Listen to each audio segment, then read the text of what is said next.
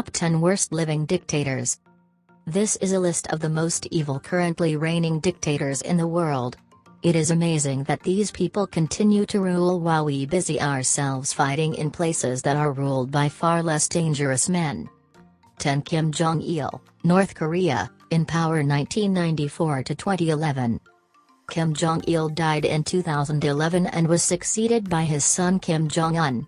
Jong-un has been much in the news of late due to a warming relationship with the United States under the leadership of President Donald Trump who, for the first time in history, stood on North Korean soil without security in order to meet Mr. Kim. Unexpectedly, Kim Jong-un and the president of South Korea have agreed to imminently take the necessary steps to officially end the Korean War. The amount of debate over the recent nuclear weapons development in North Korea has managed to deflect people from the fact that Kim's government represses its people more completely than any other living dictator. North Korea has, for the last 31 years, been at the bottom of the Freedom House ranking for political rights and civil liberties. It is also ranks last in the Reporters Without Borders ranking of press freedom. The U.S. Committee for Human Rights estimates that there are approximately 150,000 Koreans performing forced labor in prison camps for political dissenters and their families. Contrary to popular belief, Kim Jong-il is actually a very clever and efficient manipulator of his people. He is also the author of the books on the art of the cinema, and on the art of opera. 9. Burma, in power 1992 to 2011. In 2011, Than stepped down in favor of his hand-selected successor Thein Sein, the first democratically elected president of Burma and a moderate and reformist who developed a friendly relationship with former President Barack Obama. Sein himself stepped down in 2016 and was ordained a Buddhist monk the very next day. Burma, Myanmar, is now ruled by Win Myint, who was elected in 2018 by the ruling assembly. General Than has survived a power struggle to emerge as the sole leader of Burma's military dictatorship. Because of his hardline views, he has taken an already bad human rights situation to an even worse level. Burma has more child soldiers than any country in the world, and the Burmese regime continues to kidnap citizens to force them to serve as porters for the military in conflicts against non-Burmese ethnic groups. In 1990, the party of Nobel Peace Prize winner Aung San Suu Kyi won 80% of the vote in an open election. The military cancelled the results. Suu Kyi has spent most of the years since then under house arrest. On May 31, 2003, hired thugs attacked Suu Kyi's motorcade, killing several of her supporters and arresting dozens of others, including Suu Kyi herself. She is a very private figure, preferring to work behind the scenes. Consequently, even the Burmese people know very little about him. 8. Hu Jintao, China, in power 2002 to 2012. Hu Jintao retired voluntarily in 2012 and was replaced by paramount leader Xi Jinping, who currently reigns as dictator of China. Jinping is the first dictator of China born after the Communist Revolution. At an early stage in his life, Jinping lived in a cave after his own father was executed during the Cultural Purge of the 1960s and 1970s. Xi Jinping is more dictatorial than his predecessor, and his reign has seen the rise of deeper surveillance of the people, the introduction of anti-Muslim concentration camps, and further internet censorship with the help of companies like Google, which kowtows, for increased profits, to his demands. Trained as a hydraulic engineer, Hu Jintao joined the Communist Party in 1964 and spent the next 38 years working his way up the hierarchy. While serving as party secretary of Tibet, he did not hesitate to administer martial law and to oversee the killing of unarmed demonstrators. Now that he is General Secretary of the Communist Party of China, Hu, although not all-powerful, is the leader of an unusually repressive regime. The Communist Party still controls all media, and uses 40,000 internet security agents to monitor online use. More than 200,000 Chinese are serving re-education sentences in labor camps, and China performs more than 4,000 executions every year, more than all of the other nations of the world combined. and many of them are for non-violent crimes. 7. Robert Mugabe, Zimbabwe, in power 1980 to 2017. Mugabe was replaced by his assistant Emmerson Mnangagwa in a coup in 2017. Mnangagwa has, thus far, reigned in as crazy a manner as his predecessor, and assassination attempts have occurred. Mnangagwa is considered one of the richest men in Zimbabwe, unsurprisingly. Mugabe died on 6 September, 2019 in Singapore, where he ironically undertook treatment due to the lack of decent healthcare in Zimbabwe thanks to his own failings as a leader and his racist anti-white policies. Mugabe began his reign with widespread international and national support.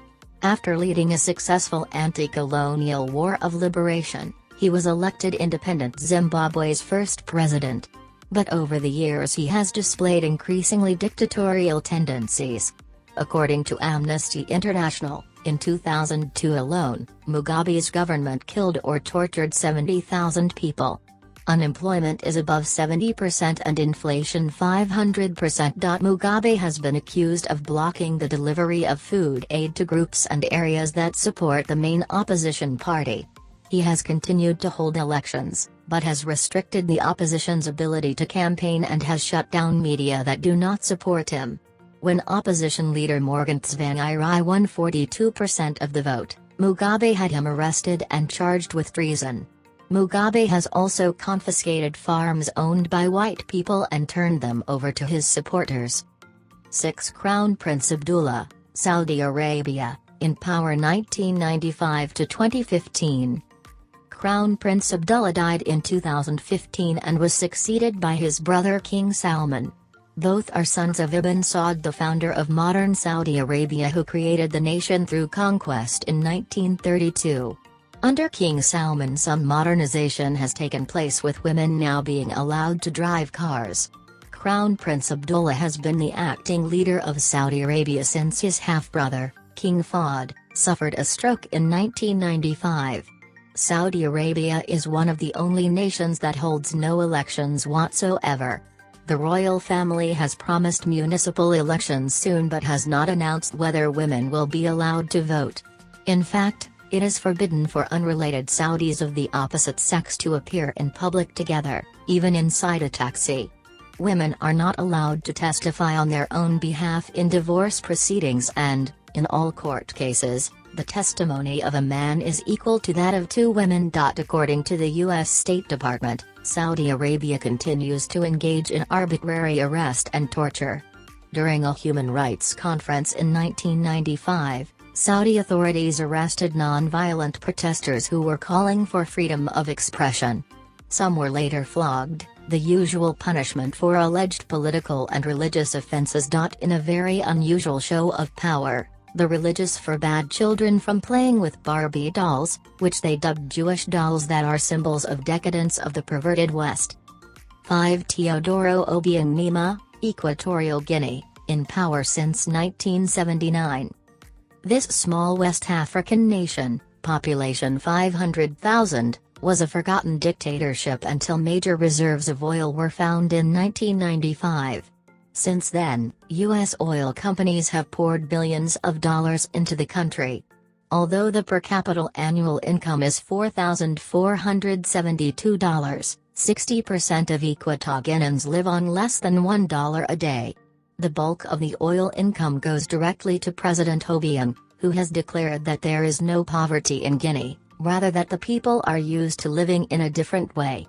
In July, state radio announced that Obiang is in permanent contact with the Almighty, and that he can decide to kill without anyone calling him to account and without going to hell. There is no public transport, no newspapers, and only 1% of government spending goes to health care. When asked why so much of his nation's oil money is deposited into his personal account at the Riggs Bank in Washington, D.C., Obiang explained that he keeps total control of the money in order to avoid corruption. 4. Omar al-Bashir, Sudan, in power from 1989 to 2019. A coup in Sudan in 2019 ended the reign of Omar al-Bashir and terminated the position of president. Sudan is now governed by a group known as the Sovereignty Council, which was formed in August 2019. Over its life as a republic, Sudan has switched between Sovereignty Council rule and presidential rule a number of times.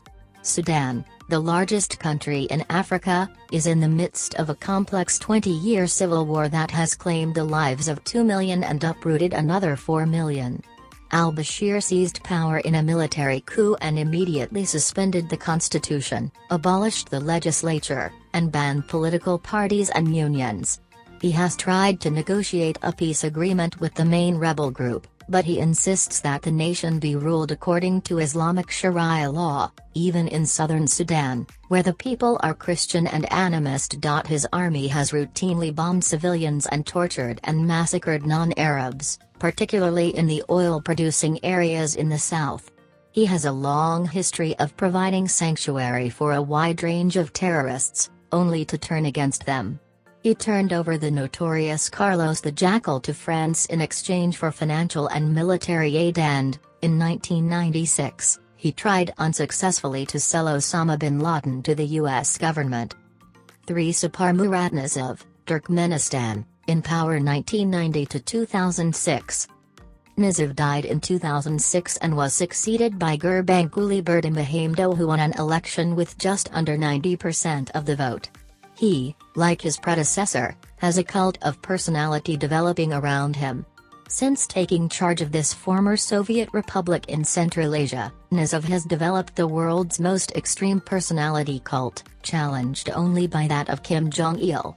Nizov's picture appears on all Turkmen money, there are statues of him everywhere, and he renamed the month of January after himself. His book, Book of the Soul, is required reading in all schools at all levels, and all government employees must memorize sections of it in order to keep their jobs. Nizov rules without opposition.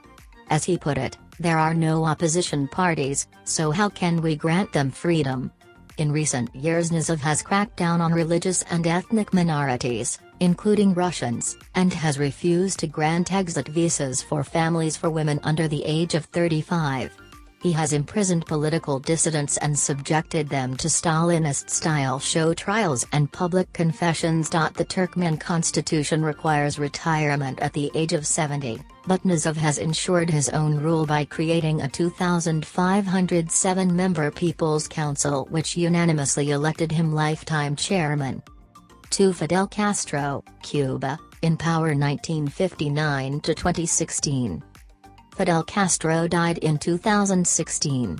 He was succeeded by his brother Raúl Castro, who, aside from legalizing television, is ruling in a similar manner to his insane brother before him.